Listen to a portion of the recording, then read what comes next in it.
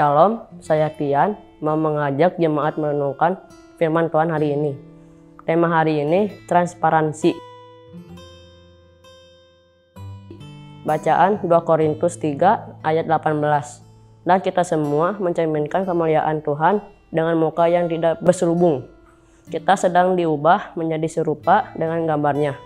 Dalam kemuliaan yang semakin besar, semua ini berasal dari Tuhan, yaitu Roh itu.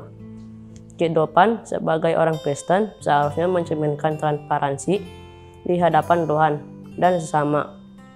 Rasul Paulus dalam syarat ini menunjukkan secara gamblang bahwa kita seperti cermin yang memantul kemuliaan Tuhan. Saat kita hidup dalam kebenaran tanpa kepura-puraan atau munafik, kemudian Tuhan akan semakin nyata dalam hidup kita.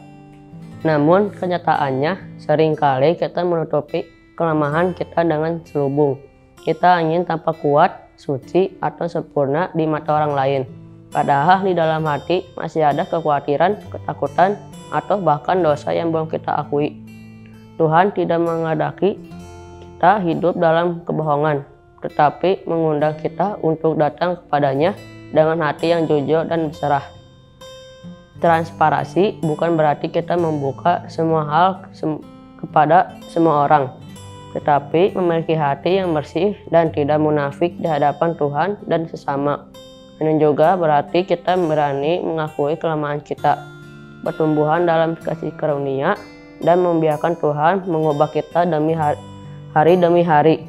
Proses ini tidak instan, tetapi dengan membiarkan Roh Kudus bekerja dalam hidup kita, kita akan semakin serupa dengan Kristus.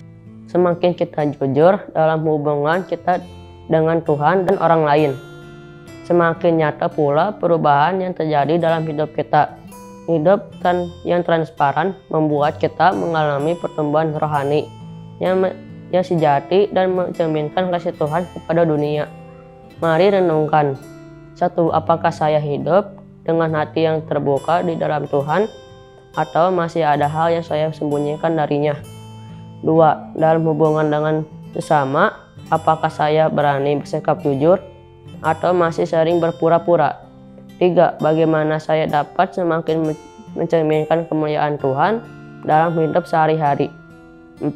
Apakah saya percaya bahwa Tuhan menerima saya apa adanya dan sedang membentuk saya menjadi lebih baik? Mari kita berdoa. Terima kasih Tuhan atas kasih setiamu dalam hidup kami. Tolong kami agar kami dapat memiliki hati yang bersih dan hidup kami berkenan di hadapan-Mu. Terima kasih Tuhan Yesus. Dalam nama Tuhan Yesus kami berdoa. Amin.